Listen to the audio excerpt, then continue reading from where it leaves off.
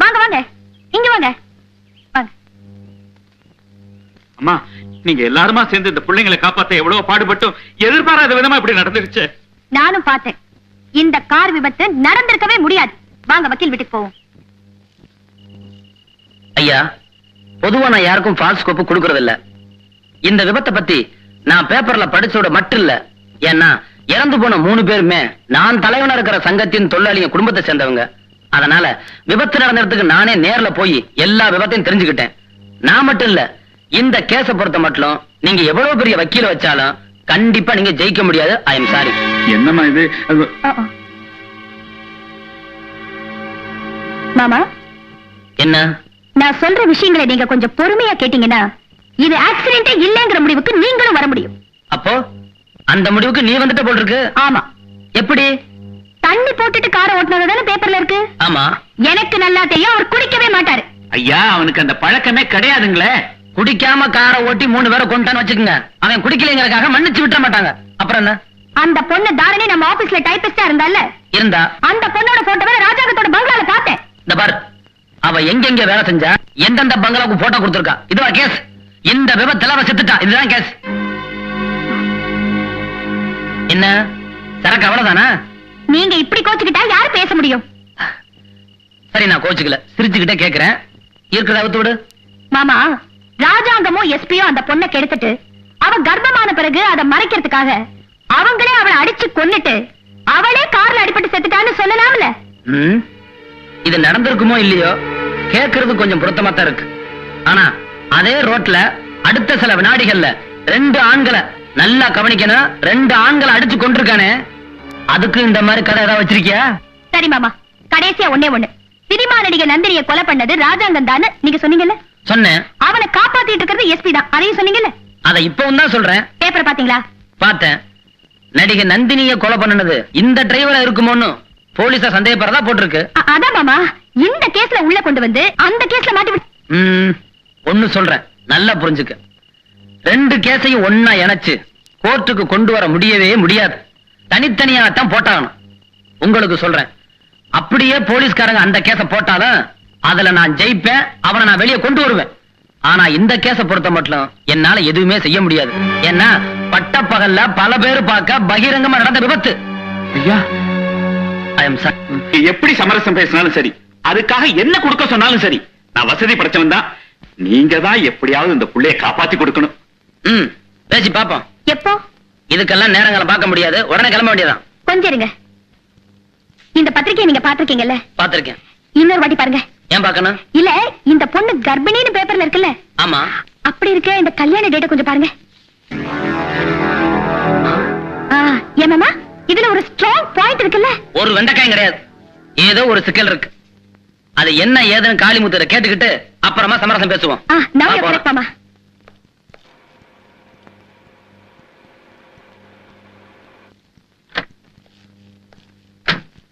காளிமுத்து, காளிமுத்து.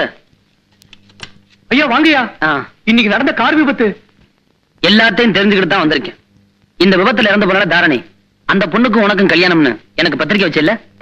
அந்த வெக்க கேட்ட ஏயா கேக்குறீங்க? எதுவா இருந்தாலும் என்கிட்ட சொல்லு. ஐயா, அது வந்தியா? உங்க மாமனார் பணக்காரர் தான். ஆமா. மாதவனுக்கு அவர் சப்போர்ட் பண்ணலாம்ல? கண்டிப்பா. இந்த கேஸே கோர்ட்டுக்கு போகாம தடுக்கிறதுக்காக செத்து போனவங்க குடும்பத்துக்கு பணத்தை கொடுத்து சரி கட்டலாம்ல? ஆமா சார், செஞ்சாலும் செய்வாரு. அதனால ஒண்ணு செய். தொழிலாளர் காலனிக்கு யார் யார் வராங்க, என்னென்ன பேசிக்கிறாங்க, எவ்வளவு பணம் ஆஃபர் பண்றாங்கன்னு நல்லா கவனிச்சு அப்பப்ப நமக்கு செய்தி சொல்றதுக்கு ஒரு நம்பிக்கையான ஆள் அனுப்பிச்சு வை. இந்த பாருங்க, நடக்க கூடாத சம்பவம் நடந்துருச்சு. இப்ப என்னால என்ன சொல்ல முடியும்? நீங்க எல்லாம் மனசை தைரியப்படுத்திக்கணும். என்னத்தங்க நாங்க தைரியப்படுத்திக்கிறது? இப்படி எங்க 3 குடும்பத்தையும் நடுத்தரவுல நிறுத்தணுங்கிறதுக்காக அந்த சண்டால போய் அளவுக்கு மீறி குடிச்சிட்டு அத்தனை வேகமா கார் ஓட்டாங்களா? நான் வரும்போது எல்லாத்தையும் விசாரிச்சுட்டேன். அந்த டிரைவருக்கு குடிக்கிற பழக்கமே இல்லையா? அப்படிங்களா? ஆமா. அவன் காரை ஓட்டுனதுனாலதான் நாம டிரைவர்னு சொல்றோம். ஆனா உண்மையிலேயே ஒரு பெரிய இடத்துல அவன் பிள்ளைக்கு பிள்ளையா வளர்ந்துகிட்டு இருக்கிறான். அவங்களே இன்னைக்கு நேர்ல வந்து என்ன பார்த்தாங்க. இந்த சம்பவத்தை சொல்லி ரொம்ப வருத்தப்பட்டாங்க. அவங்களால முடிஞ்ச உதவிய உங்களுக்கு செய்யறேன்னு சொல்றாங்க. இது கோர்ட்டுக்கு போனா ஒருவேளை அவனுக்கு தண்டனை கிடைக்கலாம். அதனால நமக்கு என்ன லாபம்? ஒண்ணு இல்லைங்க. அதை விட அவங்களே வழிய குடுக்கறேன்னு சொல்றாங்க. நமக்கு திருப்தியா கேட்டு வாங்கிக்கிட்டு சமாதானமா போயிடுறது நல்லதுன்னு என் மனசுக்கு படுது. நீ உன் முடிவை சொன்னீங்கன்னா என் முடிவுங்களா? அவங்க 5 காசு தான் கொடுக்கட்டுங்களே, அதைத்தான் வாங்கிக்கணும்னு ஐயா சொல்லிட்டு அதை மீறி போவங்களா? இத்தனையும் என் கண்ணால பார்த்து காலால கேட்டேன் சார். என்ன மேன், நான் சொன்னது சரியா போச்சா? ஆமா சார். இந்த விஷயத்துல உன் மாமனார் தான் எனக்கு இடைஞ்சலா வருவான்னு நினைச்சேன். ஆனா என்னுடைய நிரந்தர எதிரி சங்கர் இந்த விஷயத்துல தலையிடுவான்னு நான் கொஞ்சம் கூட எதிர்பார்க்கவே இல்லை. ராஜாங்க, இந்த கேஸ் கோர்ட்டுக்கு போனாலே நமக்கு தான் வெற்றி, சங்கருக்கு தோல்வி. இந்த பார், கொஞ்சம் கூட யோசிக்காத. பணத்தை கத்த கத்தையா எடுத்து அந்த சொத்த பசங்க முகத்துல அடி. என்னையா பேசாம நிக்கிற? பெட்டி நிறைய பணம் இருக்கு, எடுத்துக்க. கேஸ் நடக்கட்டும், நீதி நடக்கட்டும் சொன்னா தலைவன் தலைவன் தலைவன் கிளிப்புள்ள மாதிரி சொன்னதே சொல்லிட்டு இருக்கே. அந்த தலைவனுக்கு பெருசா என்ன உதவி பண்ணிட்டான்? ஏன் என்ன பண்ணல? யோ புரிஞ்சுக்கியா? ஏழை தொழிலாளிங்க 3 பேரை ஒரு பணக்கார கார்ல அடிச்சு கொண்டு இருக்கா. அவனை கோர்ட்டு நிறுத்தி தண்டனை வாங்கி கொடுக்காம உங்களையும் கோர்ட்டுக்கு போக விடாம அந்த பணக்காரனை காப்பாத்துறதுக்காக உன் வீடு தேடி வந்து சமரசம் பேசுறானே, சும்மா நினைச்சியா நீ? யோ, அதுக்காக உங்க தலைவன் எவ்வளவு லஞ்சம் வாங்கியிருக்கேன் தெரியுமா உனக்கு? நிறுத்தியா? என் தலைவன் லஞ்சம் வாங்கினாரா? அது அள்ளி கொடுக்கிற கையா, தள்ளிக்காக வாங்காத. எவ்வளவு பெரிய விஷயத்தை நீங்க இவ்வளவு சீக்கிரம் சமாதானத்துக்கு ஏற்பாடு பண்ணதுக்கு நான் ரொம்ப கடமைப்பட்டிருக்கேன். 3 பேர் செத்துருக்காங்க. 1 லட்சம் ரூபாய் கொடுத்துடலாங்களா? இதுவே பெரிய தொகை தான். இருந்தாலும் எல்லாரும் என்னோட தொழிலாளிங்க. அதனால ஆளுக்கு 50,000 ரூபாய் மேனி, மொத்தம் 1.5 லட்சம் ரூபாய் கொடுத்துருங்க. நீங்க என்ன சொல்றீங்களோ அதை நான் கொடுத்துறேன். யோ, உன் தலைவன் என்ன பண்ணிருக்கேன் தெரியுமா? என்ன பண்ணிட்டாரு? செத்து போன 3 பேருக்கும் தலைக்கு 3 லட்சம் ரூபாய் வீதம் 9 லட்சம் ரூபாய் உன் தலைவன் வாங்கிட்டான். அதை அப்படியே அவன் உங்ககிட்ட கொண்டு வந்து கொடுத்துட்டான்னா அதை நீ வாங்கிக்க, கேஸ் வேணாம். அப்படி இல்லைன்னா இப்ப நான் உங்ககிட்ட கொடுக்கிற இந்த 3 லட்சம் ரூபாயை நீயே எடுத்துக்க, நாம கேஸ் நடத்துறோம். என்ன? பிடிப்பா. நான் சொல்றது கேளுங்க. ஐயா, ஐயா, ஐயா, நான் சொல்றது கேளுங்க. ஐயா, ஐயா, ஐயா. பரமசிவா, ஐயா வாங்க, அம்மா வாங்க, வாங்க உட்கார்ந்தா. இதுல 3 பேரும் கையெழுத்து வாங்கிரு. போடுங்கம்மா. கொஞ்சம் இருங்க, இதுல என்ன எழுதி இருக்குன்னு நாங்க. வேற ஒண்ணும் இல்லையா, எங்க பிள்ளைங்க ரோட்ல குறுக்கு முறுக்க ஓடுனதுனாலதான் இந்த விபத்து நடந்திருக்கு. கார் ஓட்ட டிரைவருக்கும் இந்த சாவுக்கும் சம்பந்தமே இல்லைன்னு எழுதி இருக்கு. கையெழுத்து போடுங்க. இருக்கு. ஐயா சொல்லி போடாம இருப்பாங்களா? அவங்க ஏதோ கொடுப்பாங்கன்னு ஐயா சொன்னீங்க. கொடுத்துருக்காங்கயா, கொண்டு வந்திருக்கேன். நீங்க கையெழுத்து போடுங்க. இருக்கு. அது எவ்வளவு என்ன அப்படிங்கறதுதான்.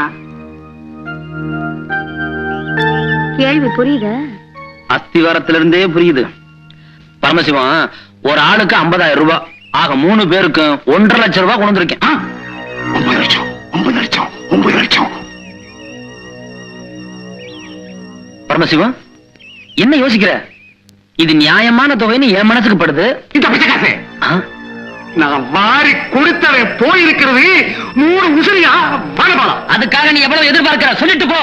உன்னை போன பணக்காரை அடிச்சு கொண்ட 3 ஏழை பணத்துக்காக நீ வாங்கினியே, அப்படியே கொடுத்துரு. எவ்வளவு வாங்கினேன்?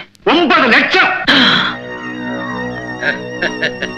என்ன லீடிங் லாயர் சார்? பல கேஸ்ல நாங்களே சமாதானத்துக்கு வந்தோம். முடிவை கோர்ட்ல பார்த்துக்கோன்னு உடும்பு பிடியா பிடிக்கிற நீங்க இந்த கேஸ்ல மட்டும் இவ்வளவு தூரம் இறங்கி வந்து நிக்கிறீங்களே, ஏன்? இதுல ஒண்ணும் பண்ண முடியாது. ஒண்ணும் பண்ண முடியாதுங்கிறது இல்ல, அப்படி ஏதாவது நான் பண்ணிட்டா இந்த பாட்டாளிங்களுக்கு எதுவுமே கிடைக்காம போயிடுமேனுதான் நான் வேதனைப்பட்டுக்கிட்டு இருக்கேன். அப்போ இந்த கேஸையும் ஜெயிச்சிட முடியுங்கிற நினைப்பு இருக்கு, நம்பிக்கையே இருக்கு. சங்கர், இந்த கேஸ்ல மட்டும் நீ ஜெயிச்சிட்ட, இந்த காக்கி சட்டைய கழட்டி ரோட்ல எரிஞ்சிட்டு போயிடுறேன். இந்த கேஸ்ல மட்டும் நான் தோத்துட்டா இந்த கருப்பு கோட்டை கயட்டி ரோட்ல இல்ல கோர்ட்ல நீதிபதி காலடியில சுண்டுறேன். இந்த நிலைமையில கார் விபத்து கேஸுக்காக சங்கர் கோர்ட்டுக்கு வந்தான்னு வச்சிக்க, நந்தினி கொலை வழக்கையும் கொக்கி போட்டு எடுத்துடுவான். சார், எனக்கு ரொம்ப பயமா இருக்கு சார். ஏன் சார் அந்த சங்கரை கோர்ட்டுக்கு போக விடாம க்ளோஸ் பண்ணிட்டா? அந்த காரியத்தை நாம செய்யக்கூடாது, அவனை நம்பி இருக்கிற தொழிலாளிகளை வச்சே செய்யணும். முடியுமா சார்? அவன் லஞ்சம் வாங்கிட்டான்னு ஒரு தொழிலாளியை நம்ப வச்சிட்டோம்ல, ஆமா.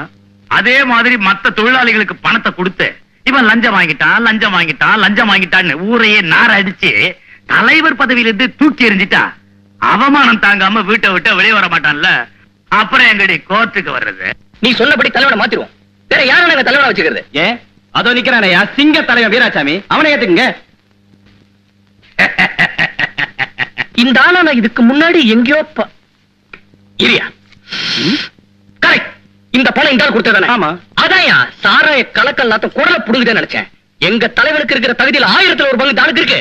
என்னடா பெரிய தகுதியை கண்டுபிடிங்க உங்க தலைவனுக்கு. சொல்றையா, பண்புள்ள பாரம்பரியத்துல பிறந்தவரியா. இந்த பதவிக்கு வந்த பிறகு பணத்தை தேடல, பரம்பரையாவே பணக்காரர். படிச்சவர் மட்டுமல்ல, படிச்சவங்க எல்லாம் மதிப்பளிக்க கூடிய நாவன்மை மிக்கவர். எல்லாத்தையும் விட ஒழுக்கத்தை உயிரா மதிக்கக்கூடியவர் அவரு. எங்க சொல்ல முடியுமா உன்னால? ஒரு குடிப்பழக்கம் உண்டா, கூட்டியாவது உண்டா அவருக்கு?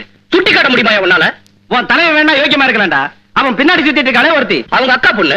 அவளை பத்தி ஊர்ல என்ன பேசிக்கிறாங்க தெரியுமா? நாரதுட. யா, அவளை பத்தி பேசுற தரங்கட்ட பயலுங்க யாரு? அவனுங்களை தூண்டி விடுற தத்தாரி கரிசடைங்க யாருன்னு எங்களுக்கு நல்லாவே தெரியும். என்னடா தெரியும் உங்களுக்கு? தெருவுக்கு ஒரு வப்பாட்டியை வச்சுக்கிட்டு தினத்துக்கு ஒரு பண்ண கற்பழிக்கிற அப்பந்தர் தெரியாத பசங்க தானே அந்த பொண்ணை பத்தி பேசுறாங்க. ஏய், இவன் பேச்சிலேயே வன்முறையை தூண்டுறான். இவன் பேர் என்ன? இருக்கே கேக்குறேன். இந்த ஆள் பேர்ல போலீஸ்ல கம்ப்ளைண்ட் கொடுத்தாகணும். என் பேர் தானே வேணும்? ஆமா. வைரவேல். சொந்த ஊர் வைரவேல்னாலே திருச்செந்தூர் தான் ஐயா. சாராயம்.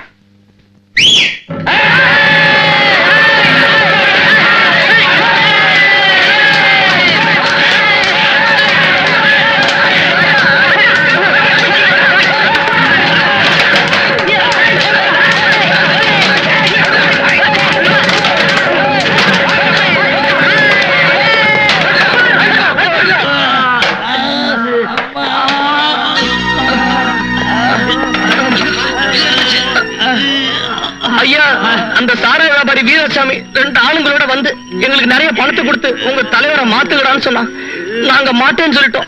அதுக்காக எங்களை கட்டி வச்சு அடிச்சு போட்டு நம்ம திருச்செந்தூர் வைரவேலையும் கடத்திட்டு போயிட்டானியா. ஐயா, போலீஸ்காரங்களே உள்ள போட்டு அடிச்சுட்டாங்க ஐயா. டேய் சும்மா இருடா. ஐயா, எனக்கு நல்லா தெரியும் அவனுங்க எல்லாம் ரவுடி பசங்க. போலீஸ்காரங்க மாதிரி வேஷம் போட்டு தான் உள்ள நுழைஞ்சிருக்கானுங்க. தம்பி, இந்த காரியத்தை எல்லாம் யாரு செய்யறாங்கன்னு எனக்கு நல்லாவே தெரியும். அவங்களை எல்லாம் நம்ம கோர்ட்ல தான் சந்திக்கணும். நல்ல தீர்ப்பு கிடைக்க போறது நமக்கு தான், வெற்றி அடைய போறது நாம தான்.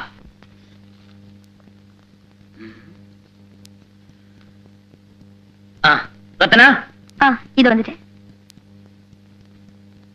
நம்ம ஊரு போலீஸ் டிபார்ட்மெண்ட்ல உனக்கு நம்பிக்கையான ஆள் யாராவது இருக்காங்களா? இருக்காங்க. நீ ஏதாவது உதவி கேட்டா அவங்க செஞ்சு கொடுப்பாங்களா? கண்டிப்பா செய்வாங்க. உங்களுக்கு என்ன வேணும்? 3 பிரேதங்களையும் பரிசோதனை பண்ண டாக்டர் ரிப்போர்ட் வேணும். உங்களுக்கு தேவை போஸ்ட்மார்ட்டம் ரிப்போர்ட் தானே? ஆ. இன்னைக்கே கொண்டு வரேன்.